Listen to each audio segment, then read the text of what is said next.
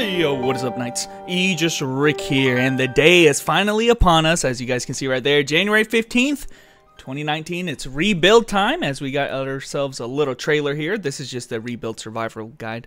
If you guys haven't seen it already, this is a really useful video that showcases a lot of the changes that are going to be coming to Tree of Savior. So I'm not going to bother going through that. You guys can check out this teaser page in the description below, and then check out all the content herein for yourself. But we're just going to be doing a quick rundown of what is coming with rebuild. So like I said, there's a teaser page right here, and the new thing that you're going to see here, guys, is the new class tree, which is Scout. And Scout used to be part of the Archer class tree. They've made it its own subclass, and it's kind of complicated. That will all be sorted out when we look at the actual classes, though. But two new classes have been added to the game: the Assassin, and if we right click it, both the Assassin and the Outlaw, as well as everybody for that matter, is added into this database already on the main page. So if you guys are wondering, hey, where can I find out information about the new classes that come with rebuild, all of that is already available on the main page. So Assassin already here, he's going to be utilizing two dagger type weapons, which I'm surprised this game hasn't had this type of class before. And this character is going to be able to use a dagger and a gun, which is basically the hallmark of the Scout class in general. But this class is going to be more like a dirty street fighter type of character. So already information available on them, as well as their attributes, so you guys can check them out on the website. And again, we'll come back to this in a little bit because it's a very in-depth. Rank system changes. So like I said, the Archer class, it removes some characters off the Archer class, moved the Hecapel over to the Swordsman. Cannons now use two-handed weapons for their cannons and stuff like that. So there's been a lot of different changes with that, and I'm not going to try to even bother explaining that because, as I'll show here soon, there's a really detailed page that tells you everything that's coming in the patch notes. In fact, I'm very impressed with the patch notes. Two new endgame content, guys. We got Brutus Kappas, which I think is going to be even stronger than the highest content in the game right now, as well as the Astral Tower Close Quarters. And more information is also available on these guys in terms of like the new ultimate raid. You guys can see here even a dragon. Look at how epic this is, and obviously this is going to be some endgame type of stuff. This is kind of what I expect whenever they release new kinds of endgame content, is that instead of the normal gear system, they add extra gear systems. Well, this is kind of what the new equipment type is. It is the seal equipment, and essentially as you keep increasing the stage level, which is looks like a very low likelihood of succeeding, you'll get some different effects onto it. So it's just a new piece of gear that you need to upgrade as well. You get new boss cards as well, and even some wings for doing this kind of stuff. This is some endgame raid, so I'm not ready for that yet, but just to keep in mind that there is some new endgame stuff for you guys who are already ready to go, which is pretty nice. And on top of that, though, we also have Astral Towers, and this is just going to be, I believe, the highest grade gear sets that you can get, the Ignis set. So Brutus for the seals, guys, and then the Astral Tower Quarters for the new gear. New events, though, we're going to be trying to go over all of these, since all of these are going to be very useful. First, the class trees change support. Basically, what this allows you to do is in Clypeda, you're able to change your base class into another base class. Say you're playing a swordsman, you can one time and one time only change to any of the other subclasses. So if you're playing a swordsman now, you can change into a scout or any of the other ones. And you also have the ability to change back in case you didn't like whatever character you change into. So it is a way to start over. You can use a high-level character. Maybe one of your classes got moved to another class, or whatever the case may be. You can change one time and one time only to another class. And if you don't like that character, then you also have the option to go back to your original character. It's only going to be available for 30 days after your character first logged into the game. So, you're only going to be able to have that option 30 days. Make it quick, but you're not going to be able to test around by utilizing that feature. You get one time, and then if you don't like it, you get to go back. All right, so the next event that kind of coincides with the fact that people are going to want to try out new different builds, obviously with this build called Rebuild, is the Class Point Support event. And basically what this event allows you is that for at least a couple weeks after the Rebuild patch comes out, up until the 29th, you'll have the ability to change into any of your class tree classes. So for instance, if I pick Swordsman, I'll be able to pick, like if I didn't like the Peltasta that I picked, I can change him into somebody else, and just like this. So this is the skill builder right here, but say I didn't like the Rodelero, I can just change into somebody else. And all I need to use for that is class points, which is going to be a core feature of the game.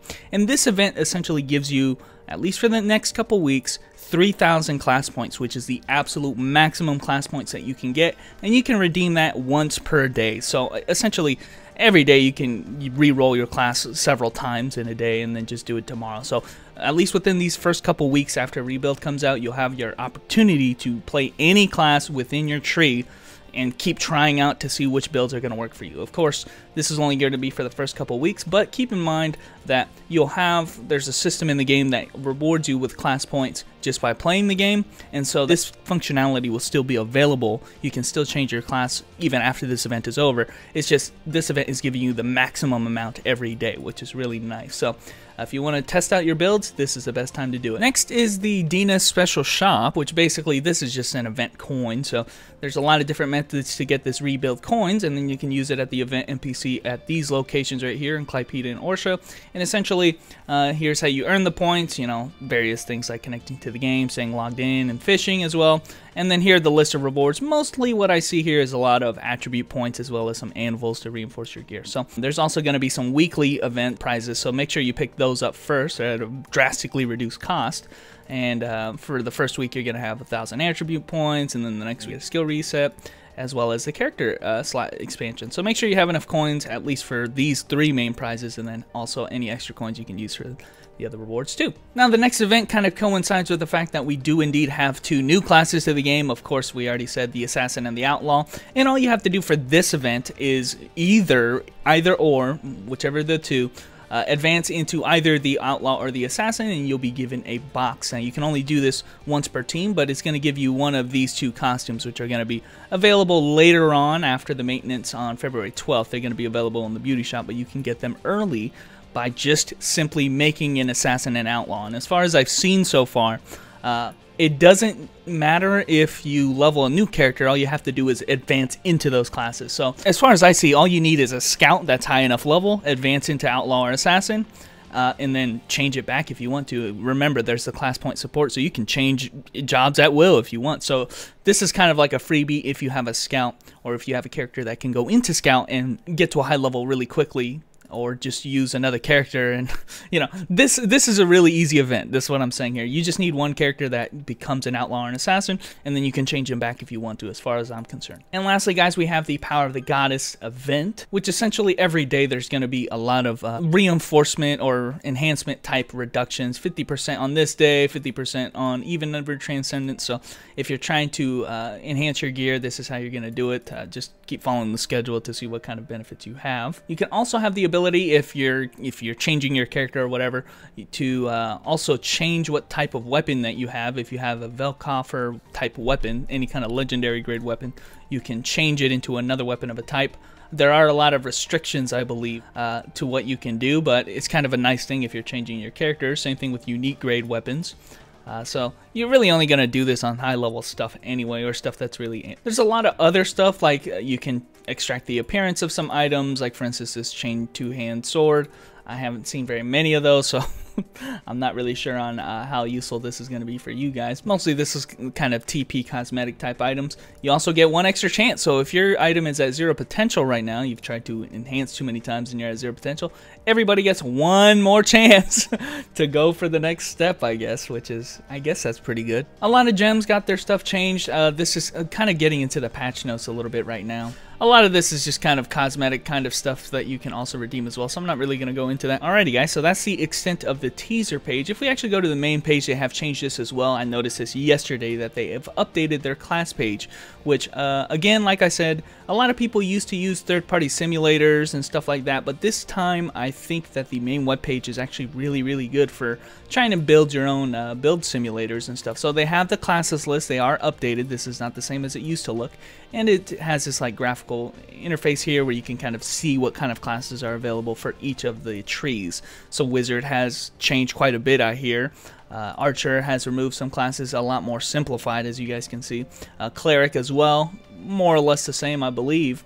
And then lastly, we do have the new Scout character, which is its own class now, who utilizes the dagger and the gun. And then they branch off into a lot of the support type characters. Okay, back in the day, you know, Squire used to be in the swordsman tree. Same thing with, you know, Shinobi used to be in the swordsman tree.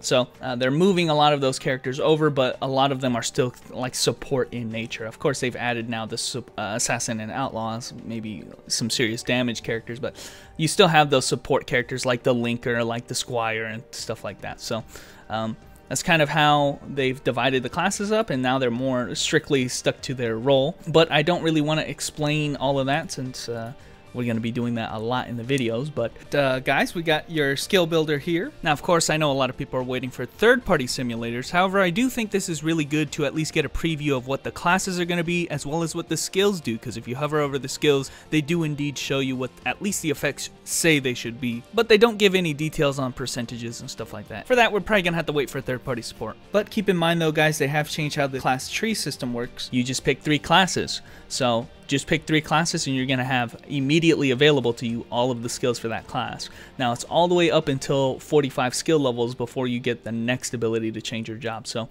you have to stick with the class. Like say you start with the swordsman, get to job level 15, then you pick your first class. You need to stick with this character for 45 job levels or class levels, so before you get access to the next job. So make sure that the first job that you pick is somebody that you're going to like playing, because you got to play them for quite a bit of time without any kind of deviation in your build before you can pick a new class. So anyway, guys, thanks for watching. Hopefully this video was helpful. I know you guys have already seen all of the patch notes. In fact, I'm going to end you guys with a real patch note. So that was just kind of recovering what was briefly covering over what was actually going to be coming in this patch. But if you guys want a real breakdown of that, make sure to check out the actual patch notes, which has everything that was changed, as well as, you know, what classes got moved, all kinds of, you know, class point system, how the stat distribution is going to look for each of the classes in the game, you know, how the stats distribution, all of that is detailed very, very, very cleanly